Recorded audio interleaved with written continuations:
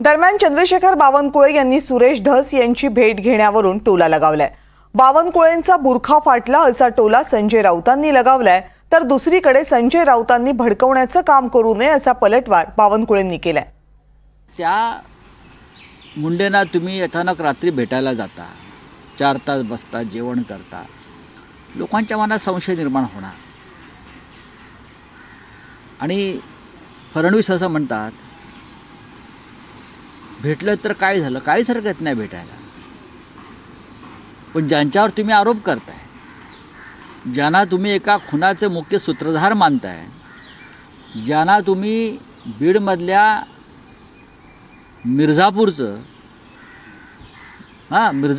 Don मानताय, त्यांना तुम्ही रात्री गुपचूप भेटता आणि फडणवीस त्याचे समर्थन करतात। म्हणजे तुमचं हँड इन ग्लोज झाला म्हणतो, मिलीभगत आहे की काय या सगळ्यामध्ये?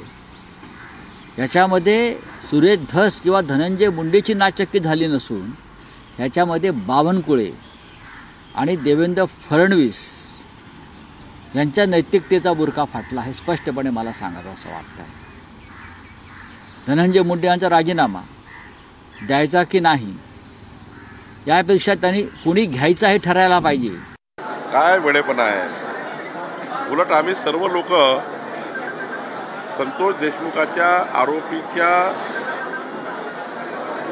आरोपीला अंतिम शिक्षा व्हावी, फाशीपर्यंत जावं याकरता देवेंद्र फडणवीस सरकारने ज्या पद्धतीने चौकशा सुरू केलेल्या आहे, ज्या पद्धतीच्या चौकशा सुरू आहे आणि ज्या पद्धतीचं त्या ठिकाणी काम चालू आहे, मला वाटतं की हे भडकवण्याचं काम कोणी करू नये।